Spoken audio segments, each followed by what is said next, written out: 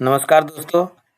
आज हम बात करने वाले हैं कि प्रोक्यूरिंग एंटिटी से लॉगिन होने के बाद एस ट्रिपल पी के अंदर हमारे पास में क्या क्या ऑप्शन आते हैं उनके बारे में मैं आपको बताऊंगा। अभी मैंने ये प्रोक्यूरिंग एंटिटी से लॉगिन कर लिया है, तो इस प्रकार का विंडो आपके सामने खुल जाएगा। इसमें सबसे पहले आप देखो होम टैब। अगर आप किसी दूसरी टैब में हो और वहाँ से होम टैब पे क्लिक मारोगे तो ये आपके सामने इस प्रकार का पॉपअप होगा। तो ये आता है होम टैब। उसके बाद आता है अपलोड। अपलोड वाला जो मेन्यू बटन है वो हम कोई भी डॉक्यूमेंट अपलोड करने के लिए यूज करते हैं, जैसे एनआईवी अपलोड। एनआईवी आपको बताया था नोटिस इनवाइटिंग बिड होती है, और वो अगर आपको यहाँ से अपलोड करना है तो एनआईवी अपलोड पे आप यहाँ क्लिक करोगे। और टेंडर प्रक्रिया में सबसे पहले एनआईवी अपलोड होती है, उसके बाद बिड अपलोड होती है। बिड बिड का मतलब होता है निविदा, यानी जो हम टेंडर डॉक्यूमेंट अपलोड करेंगे वो बिड अपलोड में जाके अपलोड करेंगे। उसके बाद है कोरिजेंडम अपलोड। कोरिजेंडम का मतलब होता है शुद्धि, यानी आपने एनआईबी या बिड अपलोड करने के समय अगर कोई मिस्टेक हो गई है तो उसको हम सुधार कहाँ से कर सकते हैं?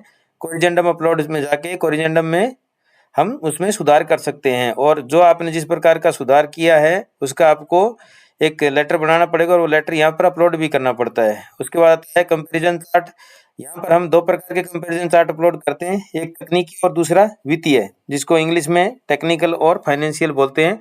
तो ये मैं आपको पिछले वीडियो में कवर कर चुका हूँ कि तकनीकी और वित्तीय चार्ट कैसे अपलोड करते हैं। उसके बाद आता है नेगोशिएशन अपलोड, यानी हमारे सामने कभी कंडीशन आ जाती है कि फर्म के साथ हमारे को नेगोशिएशन करना पड़ता है।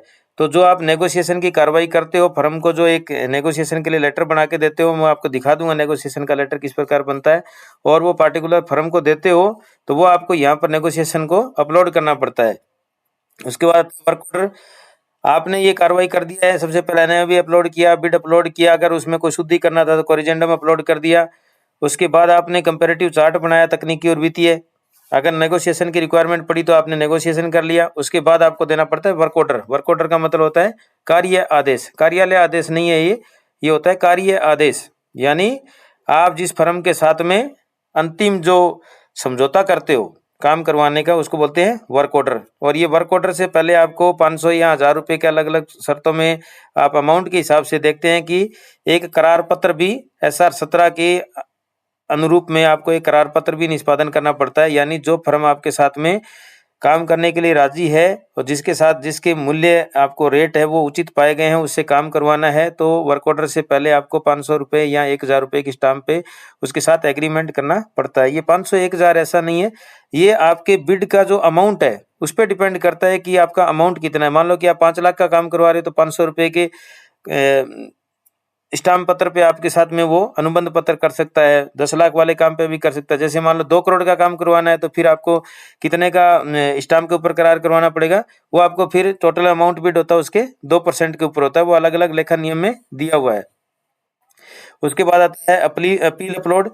यानी ये क्या करते हैं, कोई ठेकेदार है और उसको अगर कोई प्रॉब्लम हुई, यानी फर्म वाले को कोई प्रॉब्लम है, तो वो आपसे अपील करता है, और वो अपील का डिसीजन वगैरह और अपील यहाँ पर हम अपलोड करते हैं।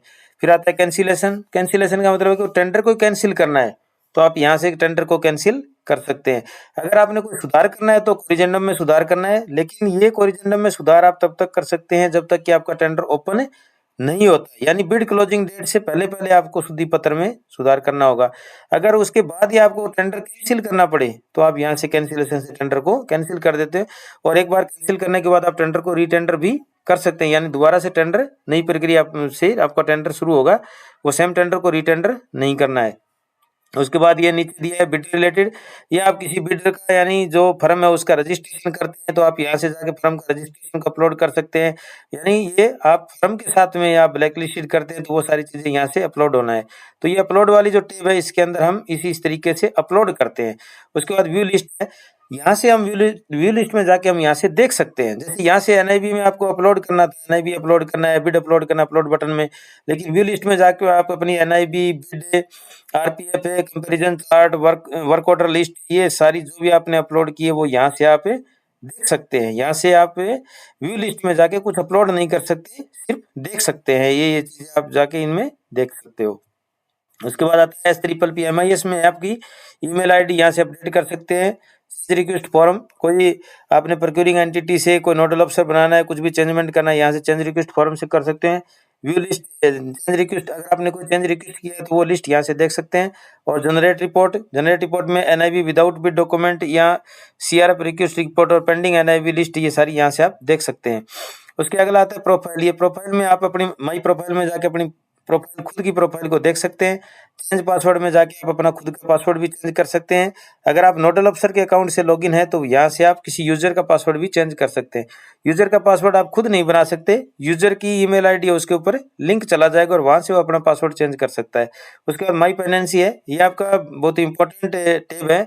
माई पेंडेंसी आप जैसे ही क्लिक करोगे तो आपको यहाँ पर ये पेंडेंसीज आपको दिख जाएगी कि आपके पास में क्या क्या पेंडेंसीज है। अभी ये जिस यूजर से मैं लॉगिन कर रखा है उस यूजर के केस में ये 8 कंपैरेटिव चार्ट है वो पेंडिंग दिखा रहा है। तो यहाँ से जैसे ये कंपैरिजन चार्ट अपलोड करेंगे उसके बाद उनके वर्क ऑर्डर अपलोड करेंगे। जैसे मान लो मैं 8 का कंपैरिजन चार्ट है वो अपलोड कर दूंगा तकनीकी और वित्तीय, तो वो इस वर्क ऑर्डर में 8 वर्क ऑर्डर भी शो होंगे। और जैसे ही कंपैरिजन चार्ट और वर्क ऑर्डर दोनों अपलोड हो जाएंगे यहाँ से पेंडेंसी सारी जीरो हो जाएगी। तो ये आपको इसमें पे यहाँ पर जाके प्रोफाइल में माई पेंडेंसी में देखते रहना है कि आपकी पेंडेंसी तो नहीं है। यहाँ टेंडर मेरे अपलोड ओपन होने वाले हैं, तो यहाँ टेंडर अपलोड ओपन करने के बाद इनकी कंपैरिजन चार्ट और वर्क ऑर्डर अपलोड कर देंगे तो पेंडेंसी यहाँ पर जीरो हो जाएगी। यहाँ पर ये आता है साइट मैप का बटन। साइट मैप में यही सारी चीजें दिखती है आपको, जैसे होम टेब से लेके अलग अलग टेब है। जैसे मैं क्लिक करके दिखा देता हूँ, जैसे आप साइट मैप पे क्लिक करोगे ये आपका होम टेब, अपलोड, ये सभी वही आ जाते हैं। जैसे देख रहे हो आप ये होम, यहाँ पर भी होम दिख रहा है, अपलोड का बटन यहाँ पर भी है। और ये सारे काम आप जो यहाँ पर भी जाके कर सकते हो एनआईबी पे, और यहाँ एनआईबी अपलोड पे जाके भी क्लिक कर सकते हो। उसके बाद व्यू लिस्ट है, यहाँ पर भी व्यू लिस्ट आ गया है। इसी प्रकार से ये सारे साइट मैप में दिखते हैं, तो अलग से इसका कोई काम नहीं है। और लॉग आउट के बटन पे जाने के बाद आप यहाँ से लॉग आउट पे क्लिक करके लॉग आउट हो सकते हैं। इससे संबंधित मैंने जानकारी आपको देने की कोशिश की है। अगर कोई दिक्कत हो तो आप मुझे कमेंट करके इसमें पूछ सकते हैं, क्योंकि ये लॉगिन होने के बाद का व्यू है, लॉगिन होने से पहले का नहीं है। उससे पहले वाले के सारे वीडियो में बना चुका हूँ। Thank you.